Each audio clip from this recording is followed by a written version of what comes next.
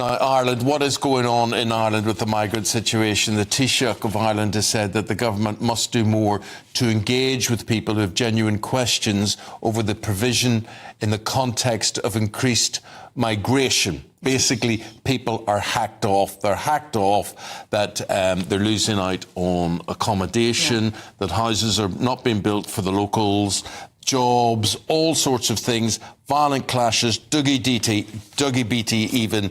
We're going to go to Dougie, who's been across this now for a couple of days. Dougie, what is the backlash like? I know you've got particular instances to talk about and whatever, but basically put people in the context of what seems to have gone wrong here. Well, Eamon, over the last 10 years, Ireland's population has swollen due to the amount of immigration that has came in. And before they came in, there was no infrastructure for those immigrants that were arriving here. So we have seen tented cities in Dublin along the canal. Most of the beautiful spots of Dublin have had immigrants sleeping in them and the rubbish that goes with it. Many of the local communities have been pushed very, very hard. In fact, Simon Harris says in that statement, he said that they were wanting to get their hotels and bed and breakfast back, because if you go out around Ireland in many of the beautiful holiday resorts, etc., and small villages, it is very hard to get a hotel place, well, simply because there's that many immigrants that have came in. So it's almost like putting the horse before, or the cart before the horse, where they've took them in and there's no infrastructure for them. Now it's getting to breaking point in Ireland, and people are saying enough, that's it, we can't take any more. So they've decided to try and put in migrant centres, and where they've decided to do that, with the first one of them, is at a place called Coolock. I'm just standing on the Malahide Road here, and this was a former industrial site. I mean, Ireland's economy was actually built by the people that really worked here when Ireland was a manufacturing and industrial area, very much like the northeast of England, and these sites have laid derelict for quite a while, and the locals here asked for these sites to be used for social housing or infrastructure such as schools, doctors, surgeries, etc., and they were denied that right to have that.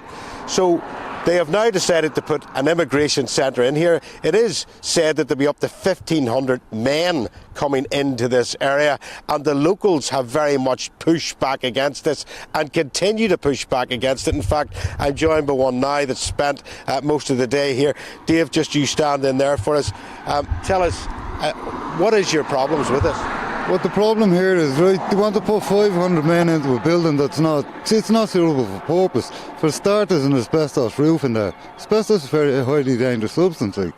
There's a place over here called the Leisureplex where the kids play. It's one of the only amenities in the whole area. You know what I mean? They want to put 500 migrants in there that, you know, you can't do it. There's nothing around here. There's been nothing around here for years. The place is derelict. 4 years that's derelict. They wouldn't do anything for anyone around here. And all of a sudden these people, look at the amount of homelessness in our own country, our own people, living in hotels and all this can't put out now. Where are they going to go? They're going to end up in the streets. So the politicians here are saying that they are now going to start engaging with the community. Would you be happy if the community got some of the infrastructure that you want, or, I mean, would that just still be a no? Well, we wouldn't have them here anyway. Look, we have criminals here. We're a deprived area, yeah? We have our own social problems. We always did. That's what it is. But it's our area. We don't want other people's problems. You know what I mean? It's hard enough to live around here. You know what I mean? There's a small enough police force around here. You bring 500 men sitting there all day. Do what? To do what? They're not allowed to work when they come in. They've no passports. Who are they? Look what happened in America in the 80s. When Cuba emptied their prisons, they sent them over to America and the place erupted. It's going to happen here. It's going to happen all over this country. People want to wake up and see what's happening here. So there you go. That is the local take on this. They are pretty much angry about what has happened here, and especially last week when one of the local councillors was pepper sprayed by the Garda Síochána when he tried to go up and sort out what was happening here and try to defuse the situation. So locals are very much feeling that they are being isolated and not listened to. It's just unsustainable, Dougie. That's the problem. I mean, you hear there 1,500 men coming into that neighbourhood where you are, and in Belfast, you're down south, but up north in Belfast, where you're from. I was there recently and they told me there were 22 hotels taken out of circulation. You can't get a hotel room in Belfast. 22 given over to migrants. As you say, unsustainable. It can't go on. And people are regarded, like that gentleman there behind you, will be made out to be unreasonable. People don't live their lives. Why are politicians so out of touch with how people feel on this? Well, I mean, Eamon, you and I come from Belfast. We have known the politics of division, and mostly we have actually known what happens when a police force is put in to correct a political problem.